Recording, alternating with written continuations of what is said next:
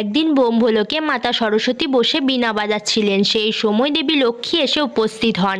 সরস্বতী বললেন, দেবী আপনি কখনো ব্রহ্মলোকে আসেন না কেন? তখন লক্ষ্মী উত্তর দিলেন, মানুষের কল্যাণ কাজে আমি সর্বদা ব্যস্ত থাকি। যদি শুধু বীণা বাজানো আমার কাজ হতো তাহলে আমারও অনেক সময় থাকতো। এই কথায় দুই দেবীর মধ্যে তর্ক শুরু হয়ে গেল। অবশেষে তারা সিদ্ধান্ত নিতে ভগবান বিষ্ণুর কাছে গেলেন। তখন দেবী গঙ্গাও সেখানে উপস্থিত ছিলেন। মা লক্ষ্মী তখন ভগবান বিষ্ণুর পাশে গিয়ে বসলেন, কিন্তু সরস্বতীকে কেউ বসতে বললেন না। তখন লক্ষ্মী বললেন, আমার আসন সর্বদা শ্রীহরির হৃদয়ে, আর দেবী গঙ্গাও স্থান পেয়েছেন তার চরণে। এখানে আপনার জন্য কোনো আসন নেই।